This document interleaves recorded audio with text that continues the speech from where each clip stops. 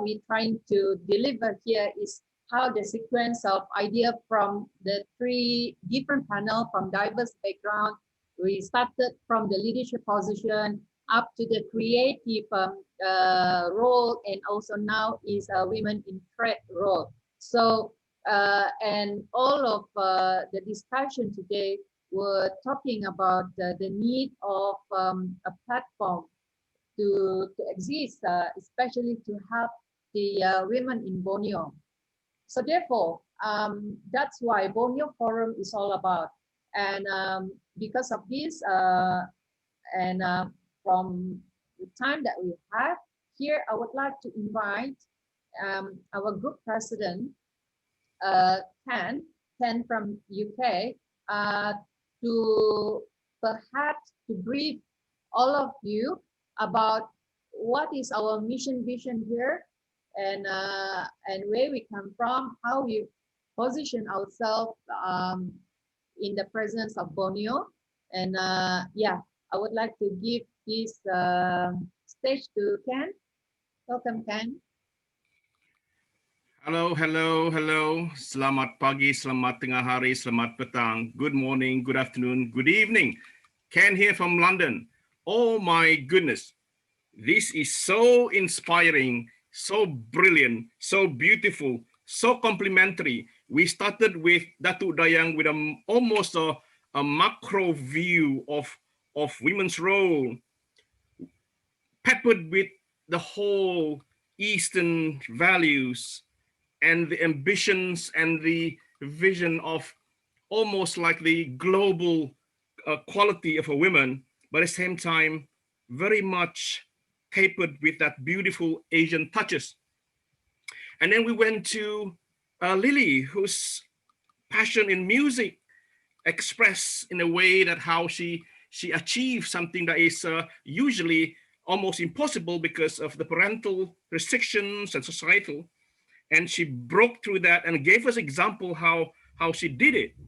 And then on the third stage, we have Cheryl, who is giving us a very nitty-gritty and applied case where she tells us about her journey, and in the end, she explains what are challenges and what are the tips and things that we could learn. Oh my goodness, it's so beautifully done that I'm so in awe of all the speakers. Thank you very much indeed. Now, I am Ken dari Sabah. I'm from Papar, from Limbahau. It just happened we're same village with Eve. In fact, we only a few doors stop, which I didn't know at all until we later came to know. It is this pandemic that inspired us. In fact, I've always been inspired to form a kind of association or a group for Borneo, but we always think I'm in the UK at the moment, and said, oh, that's not possible because we are far away. But when the pandemic happens, that's just I saw a webinar, a forum which had 40,000 attendees in America, and the guy was charging $300 for this webinar, and I calculated he made about 15 million US dollar for that weekend webinar. I said, everything is possible now. This guy presenting, and you know, within a weekend, his gross was 15 million US dollar. I said, wow, what am I thinking about? Let's do this for Borneo virtually. And this is how eventually the idea of a Borneo forum came about. And that's possible now. This is our third one, and it's growing and growing. Borneo organization, we registered Borneo Organization Limited in the UK, and the reason for that is sometimes how do I say it? Sometimes if you are a bit active on this whole Pan Borneo concept, we could encounter certain misconception, a bit more suspicion, whether what are you doing politically. And that's always been our restriction in our mind, because I don't want to do this, I don't want to do this, because otherwise we could get into trouble with Indonesia, Brunei, Malaysia, because you are thinking of something. Now, here's the question that I ask. Can we, because of history that made us separated, we have Indonesia because of the Dutch history, we have Sarawak and Sabah because of Brooks, and then of course North Borneo Chartered Company, then we have Brunei, the British side. We have been separated by history. Now, that's not a political statement, because Borneo is not a political organization. We have been separated by history. And therefore, because of this, we do not have this pan-Borneo kind of togetherness, because we are always separated by this. We've been detected by this history. The question is, how do we become passionate about Borneo, become Borneonists, become passionate about the whole Borneo without being political? That is the question.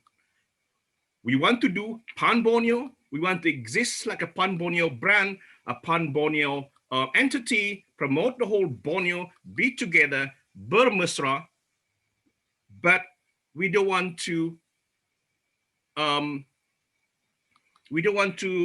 offend anybody, put it this way.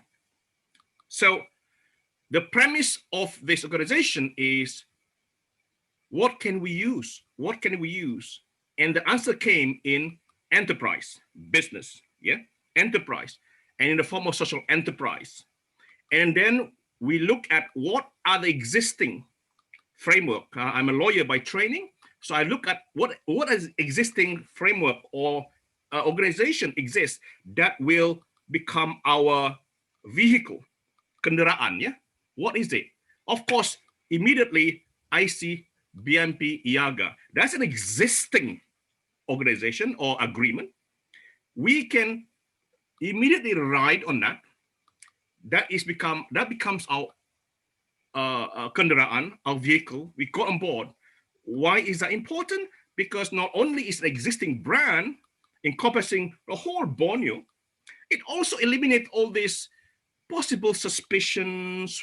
What are they doing? No, we are doing business with BMP IAGA as well as our vehicle. So it's a very, very convenient vehicle for us. And there are a lot of other things. For instance, the IKN, Ibu Kota Negara Baru, the new capital that's going to be built in Kalimantan, in East Kalimantan, between Balikpapan and Samarinda there, that's going to happen. We like it or not, it's going to happen. And I said, what can we, it's going to be big, it's going to be huge. And I believe in years to come, that's going to be the center of Borneo. But at the same time, we then ask, what can we in Sabah, Sarawak, Brunei do about it to be part of this in terms of being part of the process of developing that, supporting also the locals who are probably worried about their future, for instance, the Dayaks and all that. At the same time, how can we also participate in terms of opportunities? They're so big, the opportunity in IKN. At the moment, there's no name for it. It's called IKN at the moment, Ibu Kota Negara.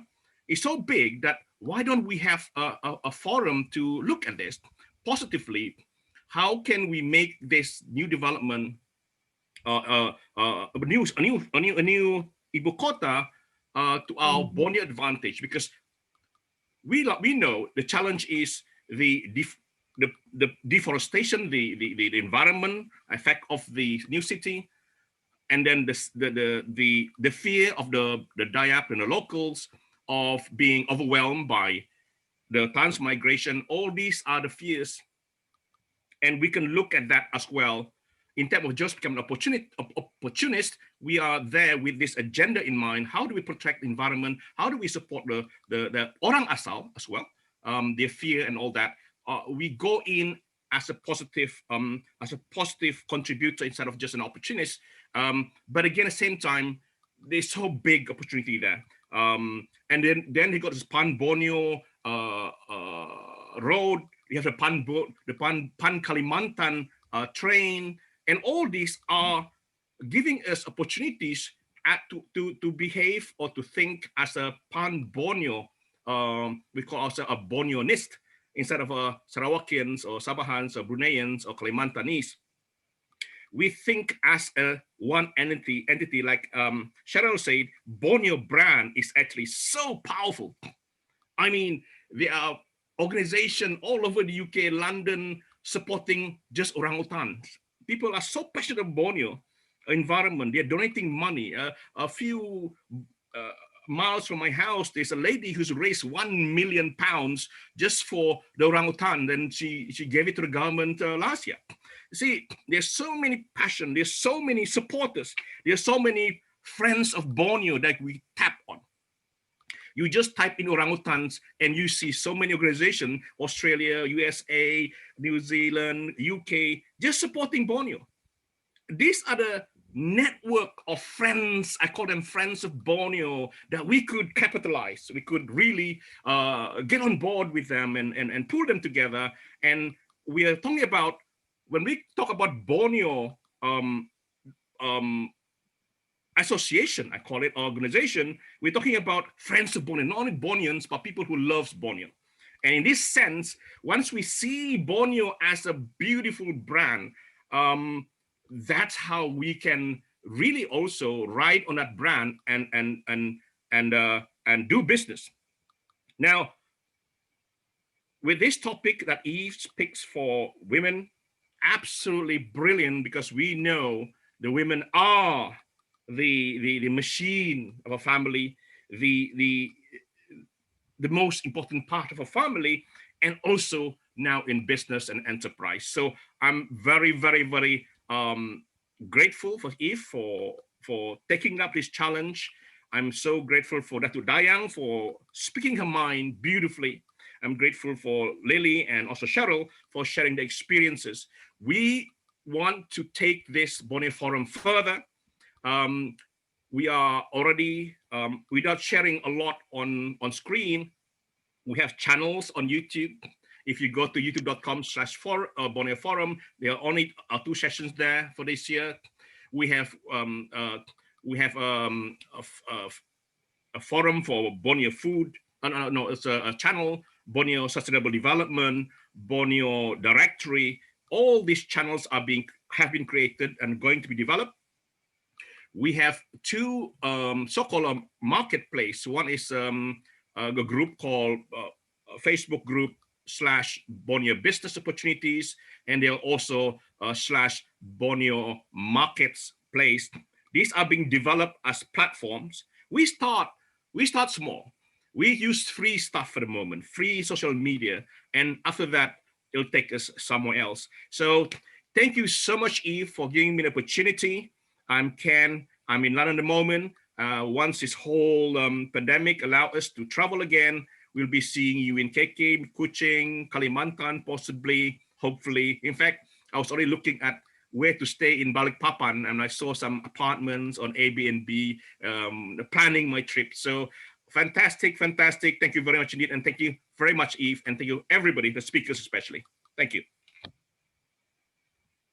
Yeah, thank you, Ken, for laying out what is our position here. And in fact, yeah, there's a lot of groundwork that we have done, and it's going to be happening one after another. Yeah, and I would like to also invite Alan from New Zealand just to say a few words before we end.